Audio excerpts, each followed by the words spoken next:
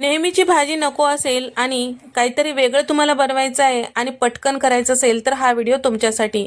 साधी सोपी कांदा टोमॅटोची चटणी ही नक्कीच आवडेल. तर त्यासाठी 3 मोठ्या आकाराचे टोमॅटो आणि 4 मध्यम आकाराचे कांदे घेतलेले आहेत आणि त्याचबरोबर मूठभर कोथिंबीर, 4 हिरव्या मिरच्या आणि कढीपत्ता घेतलेला आहे. सगळ्या उभ्या फोडी चिरून घेतलेला आहे. त्यानंतर कढईमध्ये साधारण एक 5 चमचे तेल टाकून घेतलेलं आहे. अर्धा चमचा मोहरी, अर्धा चमचा जिरं आणि कांदे, कढीपत्ता, कोथिंबीर, चमचाभर आलं लसणाचं पेस्ट टाकून सगळं छान परतून घेतलेलं आहे. हलकंसं रंग चेंज होईपर्यंत 2 चमचे तीळ, 2 चमचे सुकं खोबरं बारीक असं मिक्सरला फिरवलेलं यामध्ये टाकून घेतलेलं आहे. चिरून घेतलेला टोमॅटो सुद्धा यामध्ये टाकून 1 मिनिट परतून घेतलेला आहे. चमचाभर हळद, 1.5 चमचा लाल मिरची पावडर, चमचाभर धने पावडर, अर्धा चमचा गरम मसाला आणि अर्धा चमचा भाजलेले जिरेची पूड, चवीपुरतं मीठ आणि 1-2 चमचे साखर टाकून सगळं मिक्स करून घेतलेलं आहे.